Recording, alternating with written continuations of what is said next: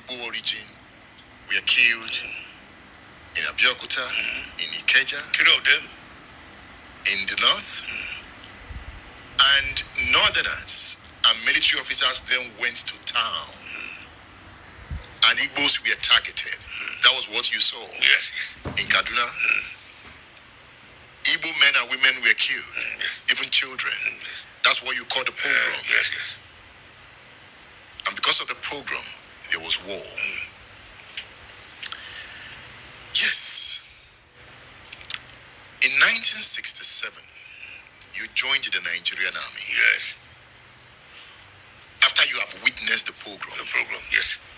You joined the Nigerian army during wartime. Yes. When did you realize that it was a pogrom? Was it before you joined the army or after you have left the army? I saw everything. I was a living witness. Then after the war, I decided to write my book.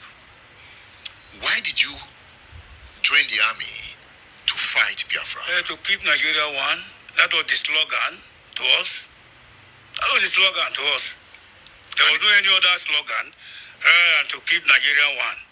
So by the time you were joining the army, you believed that the Igbo nation was wrong? Anyway, but later on I discovered that they were not wrong. I was in the trench for 20 months, fighting day and night. 20 months without being posted to the rear. Or transferred from the trench until the end of the war. And I saw how the Biafrans were determined with zeal to fight us. They were fighting for survival. Even it came to a point in 1969 when a lot of soldiers realized that the war was fruitless. It was not the war that only the ordinary people were being killed in the war front, and those who caused the war were not affected.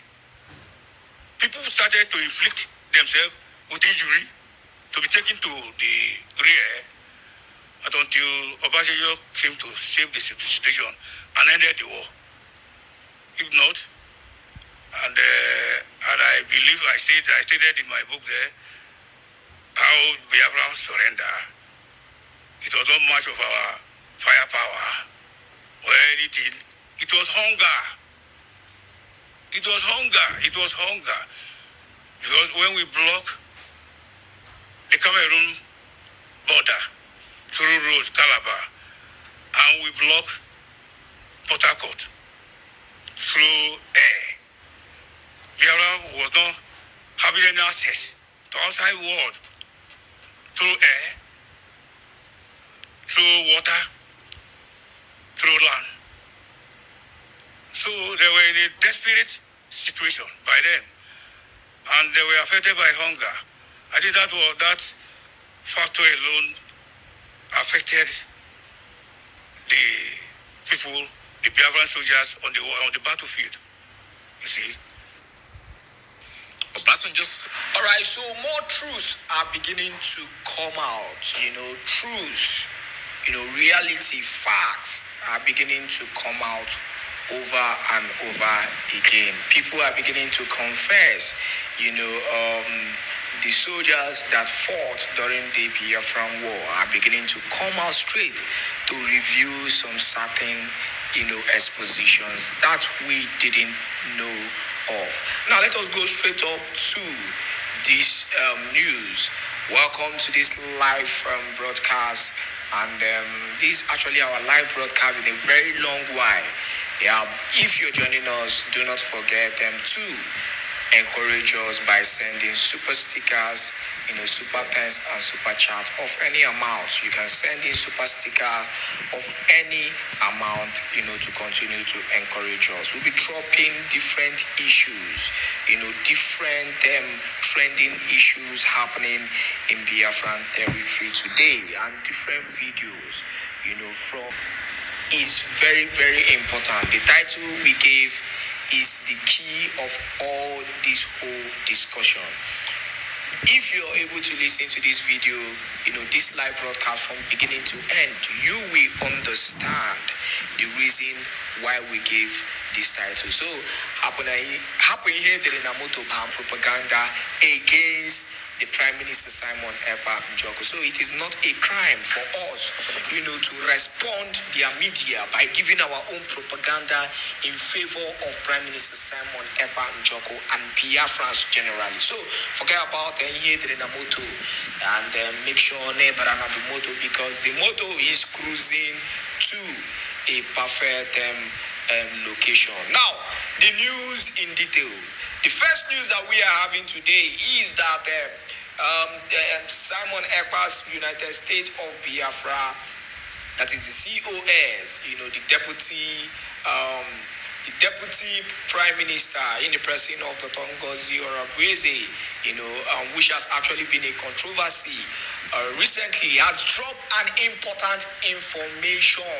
We'll be dropping the video of Dr. Ngozi Oronigwe, before we read this news. But meanwhile, watch this video before we go into the news of Dr. Ngozi Oronigwe, as she has come out to say, tagging agitators, terrorists, violation of human rights. The reality is that the Zoo government does not know what anything pertaining to human rights. But before we go into that news, I want you to watch this important video from Dr. Ngozi Oronigwe, live and direct.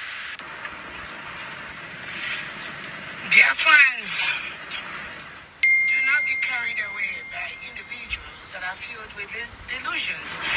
I mean, how do we even get here? You see, people who are really, really crazy, parading themselves as fighting for Biafran. How did our leader Nnamdi Kanu really get away with this bunch of people? And how did our leader, our Prime Minister Simon Èkpá, went through this hell with these crop of individuals that just make up something on their brain and start dishing it out to Biafrans? You all heard this. I don't even know what to use to refer to this individual and crop of classless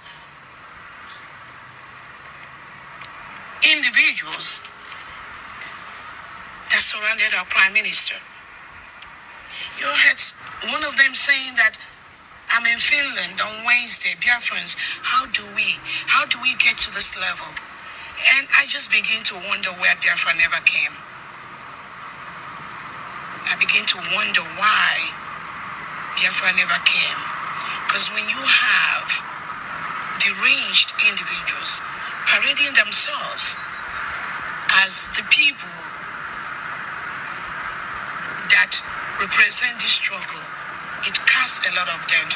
So Biafrans, do not be moved. Do not worry. Do not let them distract what we are doing. We are really focused, and our eye is on the ball. The terrorist Nigeria state, these killings you are doing, we reintegrated and rehabilitated terrorists, killing our people, our mothers, raping our women and our children. We will defend ourselves. Thank you so much, Biafrans, and have a great day. Bye. All right, that is a strong message from Dr. Ngozi Oronigwe. Now, let us go into the news proper. Tagging agitators, terrorists, violation of human rights. And as I said earlier, the zoo does not understand what human right actually entails.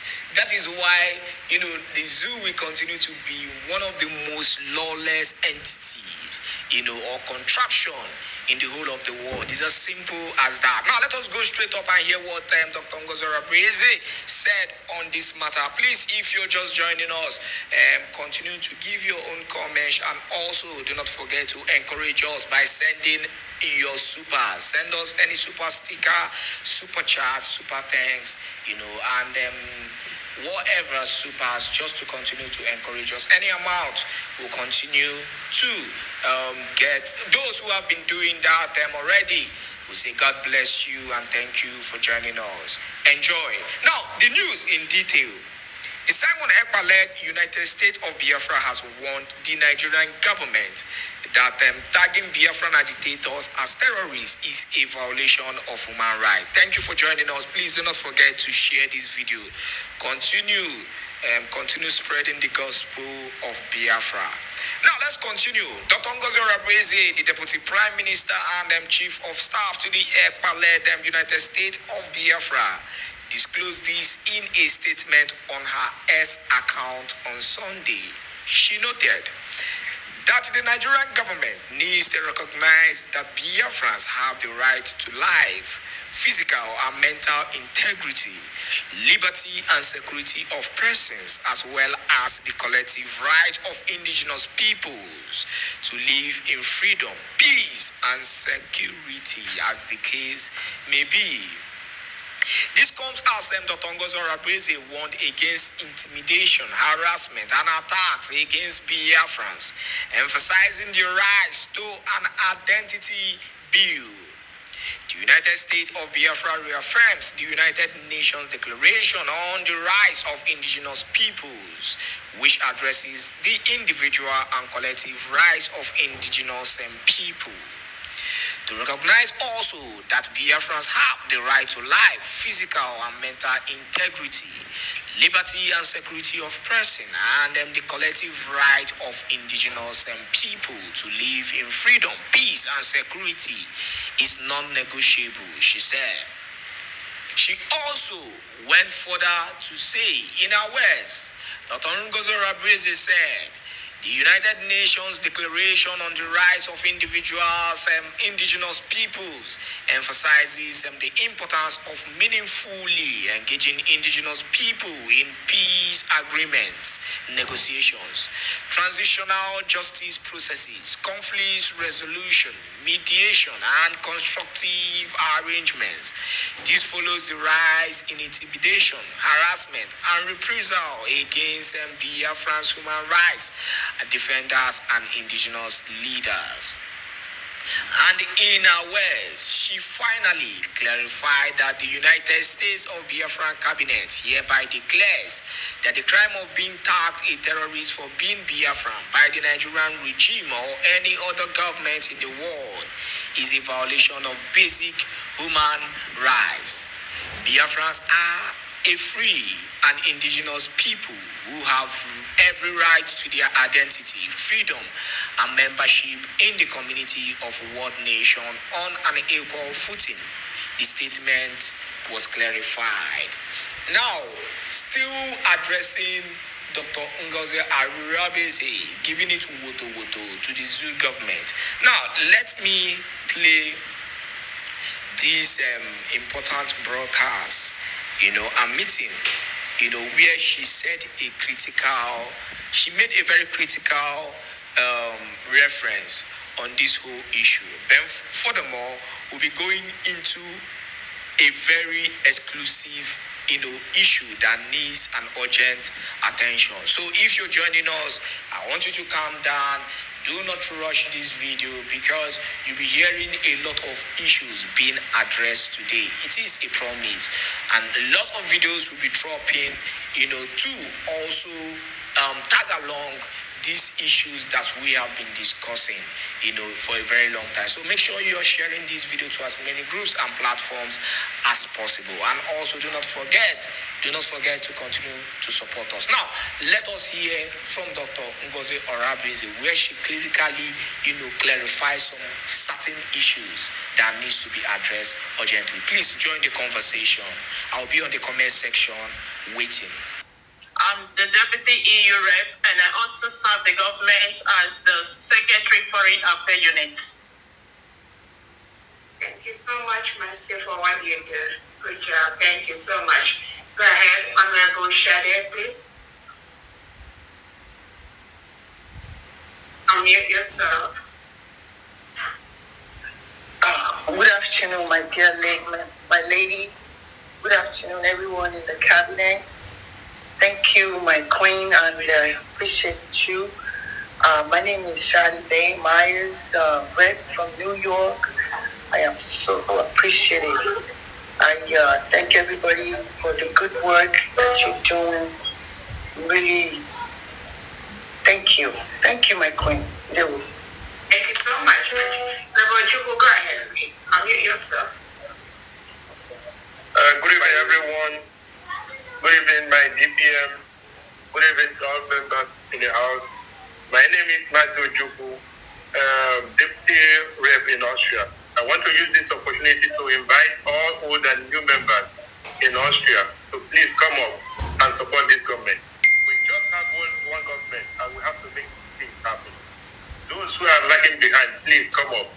And we are going to have also a European representative to come and represent us here. So if you have any question that bothering you, please come up and ask that question. Thank you so much. Thank you. Thank you. Thank you so much. Galaxy A70, go ahead, please. If you're a rep, unmute yourself. Galaxy A70.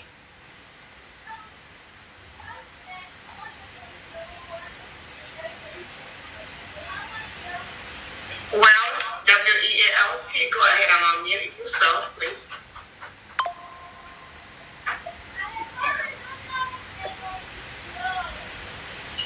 The camera is not on, it won't let me. Okay, go ahead and turn your video on, please. Greetings, everyone. COS, honorable members, this is Victoria Frank in Texas. I work under UDWAC for Community and Social Services. At the moment, we are creating departments and seeking for those who are qualified for the job. We don't want to be Nigerians. We want qualified people who knows what is all social and psychological work. That's what we're doing right now. Thank you. Thank you so much. Let's go to Galaxy A70. Go ahead. Unmute yourself. Go ahead and unmute yourself, please.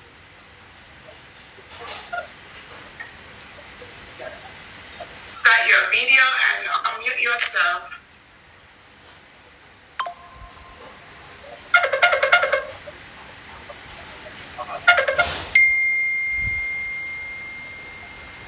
We cannot hear you. Unmute yourself, Galaxy. Yes. Are you hearing me now? Yes. Okay. Good evening, my honorable DP and the whole House. I thank you for all your efforts in this very struggle. I am Honorable Obaru Laluki, Deputy Rep Belgium. Then I'm very happy seeing all of your boy spirits in this very struggle. We have to stand in one. Unity is strength. So we have to be in unity and in love to make sure we get a good. And I will not fail to inform you about the assignment that was given to me to see the head of human rights, the whole Europe. Then I have seen him for the benefit of the struggle, and he accepted to support the struggle reach at the extreme level of the legal matters or any other side you people need. So I have to let the House know that I have done the best to make sure I bring him in. Thank you very much, Your Excellency, DPM. Thank you, my honorables. Thank you so much, John PM. Go ahead, please, John.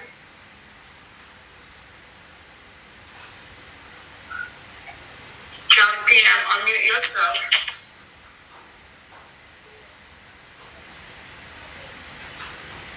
Good evening. just to answer a question. I don't know, I'm not a cabinet member. Okay, not yet. Yeah, not yet. Thank you so much. Put down your hand. And then, okay, thank you so much. We have so much. Go ahead, please. Unmute yourself. Yeah, good evening, everyone. Cabinet members, the honorables, our DPM. We appreciate you for all your work. Mazuz and Watuku, Republic of Ireland Rep. The message you sent to us have reached us, and we are all now being contacted. We are having calls every now and then, so we appreciate you for your work. We thank you for bringing us to the spotlight again. Thank you, everyone. Bye. Thank you so much. Thank you so much. Ugochi, go ahead. No way. Greetings, great dear friends, and a very good evening from Norway. Dr. Gojara Deputy Prime Minister, thank you for the job you do. And great dear friends and our candidates, reps, members, thank you guys for the job you do. And you did this opportunity to call our family here in Norway to come up and name one way or another. Greetings. Thank you so much, John PM. Unmute yourself. Okay. I think that is all. So hopefully as we progress, we will be recognizing all the people that are doing the job behind the scene to ensure that we all go home as quickly as possible. On that note, again, welcome to this let me see. So, again, today, I don't know,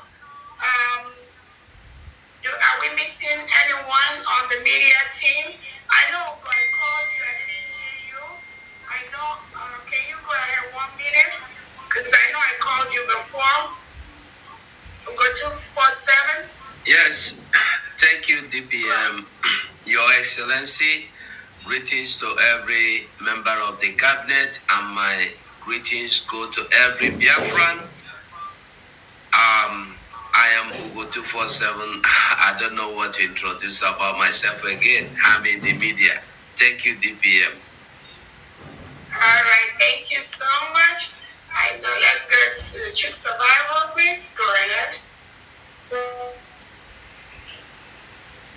Unmute yourself.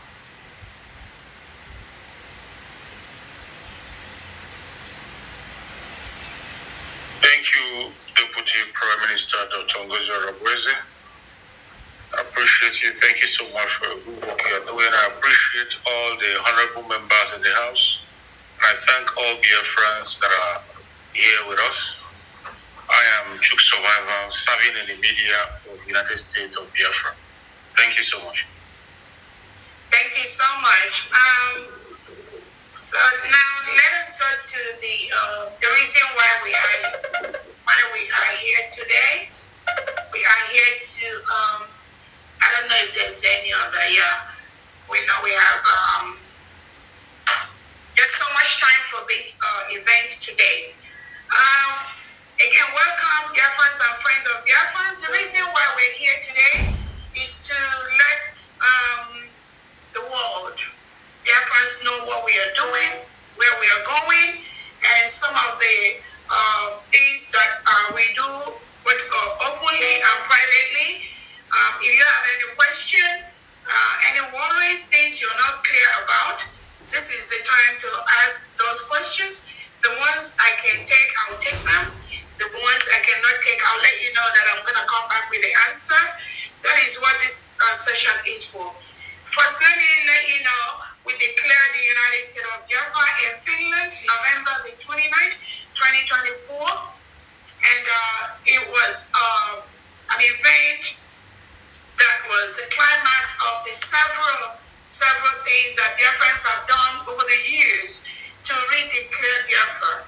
As some of you are aware, Biafra was a nation between 1967 and 1970.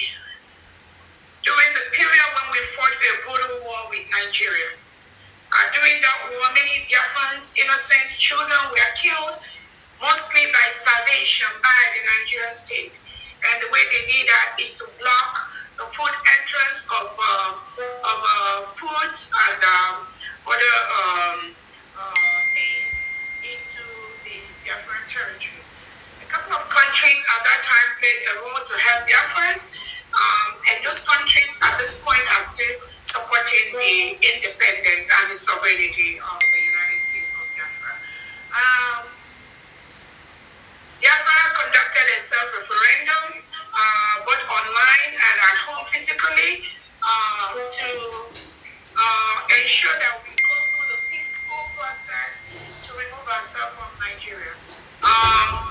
During this period, over 50 million Biafrans voted at home and abroad using different formats. That was presented when we were in Finland. Biafra has met all the criteria to be a full-fledged independent nation. We have our sovereignty cut out. We have our people that have participated in the self-referendum to exit Nigeria. Over 98% of Biafrans that participated in this voting process, they all voted for Biafra to exit Nigeria. Biafra has explored different sources of peace negotiation with Nigeria over the years, and some of that included when our leader Nnamdi Kanu called for the regional distribution of Nigeria, trying to let Biafrans to be independent and rule themselves. Nigeria rejected that. We have reached out to Nigeria to be able to let them know we want to conduct self-referendum. For over the past 10 years, Nigeria refused to do that. We also have reached out to different offices to the Nigerian state of the need for Biafra to be free. Nigeria has rejected that. Nigeria maintains that Biafra and Nigeria must be in the same place, must be one Nigeria, must be one nation, because of mostly the rich mineral resources that come from the Biafra region, which Nigeria is using to service themselves and give it to European countries that support their globalist agenda. And while our people lavish in squalor and in poverty and not getting the basic education, the basic health care, just some of the basic things that people that produce minerals, such heavy amount of mineral resources that they're supposed to be enjoying. None of that is in Biafraland. We have no international airport in Biafraland, no seaport, no airport, no major railway line that has cut across to our region. Everything is being denied to Biafrans by the Nigeria state. Meanwhile, it is from this Biafra region that Nigeria gets most of the mineral reserves and resources they use to service European countries and some Western world. And Biafrans have come to say no more. We are not going to be the region that produces the rich oil reserves, while Nigeria state milk that and use that to siphon it to countries outside Biafraland and collect the money to continue to enhance terrorism in Nigeria. We all know the Nigerian state is one of the countries that rehabilitates and reintegrates non-terrorists into the military, police, and all their security services. Because most indigenous Nigerians have refused to join the Nigerian military and police because of the reintegration of non-terrorists into the Nigerian military. So what Nigerian state does is to reintegrate these terrorists, give them guns and ammunition, and ship them over to Biafraland to continue to kill innocent Biafrans who does not believe in one Nigeria. This killing has been going on for years, and now Biafrans have said no more of those killings. We cannot continue to stay in a country that reintegrates non-terrorists into its system and you force us to live with terrorists. That is why Biafra declared their independence in Latin Finland on November the 29th, 2024. Nigeria state has also committed several atrocities, several criminal things against Biafra people. We have a lot of Biafran people in jail in different parts of Nigeria without no recourse to legal services, without no recourse to legal help. This is a country that arrests people, dump them in prisons without any remorse, without any opportunity for those individuals to bail themselves or even have their cases heard in court. So it's like we are still living in stone age in Nigeria. Nigeria is a failed state, and that has been documented in several areas. The worst part of this is the collusion of the Nigerian government with some European countries like Finland, like Britain, like the United Kingdom to suppress and destroy psychologically, emotionally Biafrans all over the world, tagging us terrorists just for fighting for our freedom, just for our self-determination, just for trying to express ourselves. This is what Nigerian state has continued to do, colluding with European countries to continue to destroy our people. And we say no more of that. There are several instances. Our leader Nnamdi Kanu is still held today by the Nigerian state, going to almost 5 years for nothing, except the independence of Biafra. The United Nations Committee on Extraordinary Rendition has told Nigeria to leave Nnamdi Kanu and compensate him. Nigeria has refused to do that till date. About 2-3 competent courts inside Nigeria has gone through the case of our leader Nnamdi Kanu and acquitted and discharged him.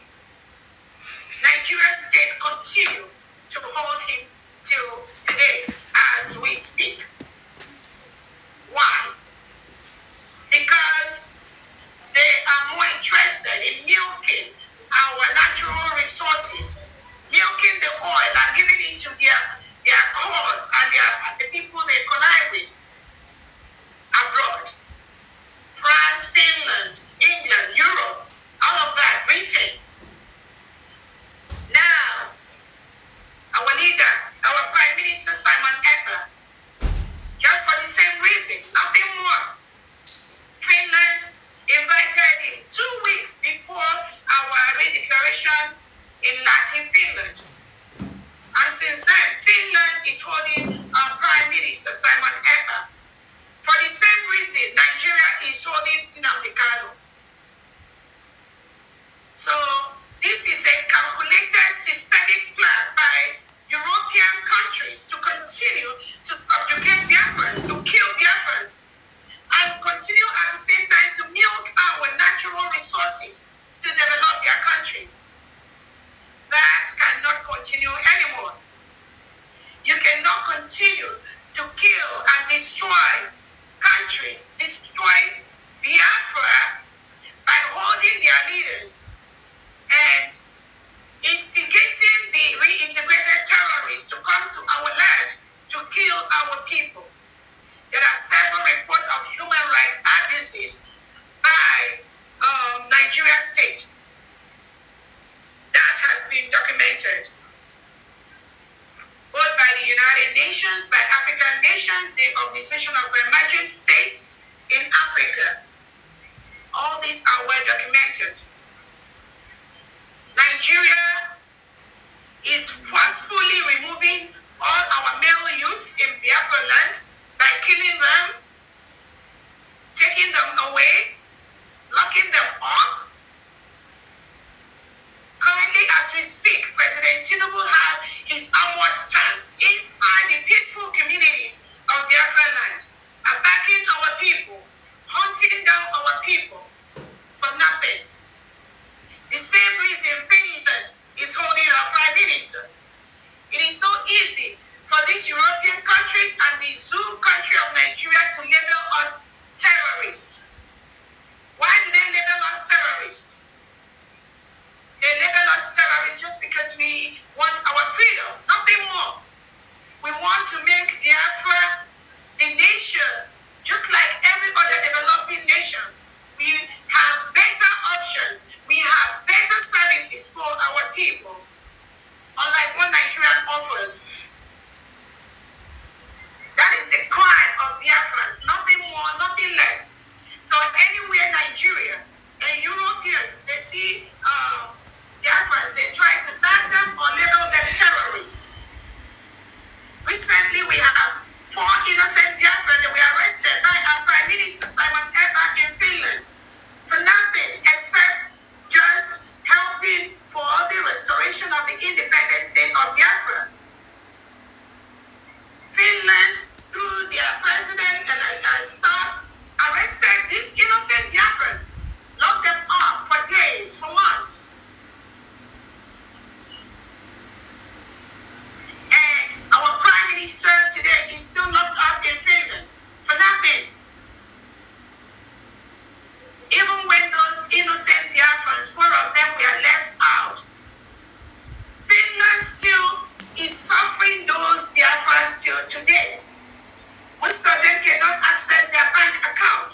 Most of them, their businesses have been destroyed by Finland. Most of them, they cannot even get any basic services they need to sustain their families. And Finland has continued to suffer these innocent Biafrans, including our Prime Minister Simon Èkpá. Just the same way Britain, using Nigeria, have continued to suffer our leader Nnamdi Kanu. This is what we as a people are going through, and we say no more of that. We are going to use everything within our means, legally possible, to protect ourselves. Self-defense is not a crime. Between December and now, when Finland took away our Prime Minister, Nigeria state has murdered over 500 innocent Biafrans for nothing. These are people sleeping in their homes. These are people just walking around in front of their homes. Nigerian state, using the southeast and south delegitimize governors, so Kusadima, Peter Obi, Soludo, they set up these criminal gangs. They call their agents, security agents, mostly reintegrated terrorists, and they use that to suppress and kill innocent Biafrans that are fighting for their freedom. This is what we are going through. You have a country in Nigeria where you have 2 laws. They use Sharia in the north, and they use the secular law in the south. One country. Innocent Christians that are born to Christian families in the north are made to use and go through and obey the Sharia law. Christians are murdered in Nigeria, buried, mass graves. Nobody is doing anything about that. All of you remember the story of Deborah, the innocent Christian that was murdered in the north.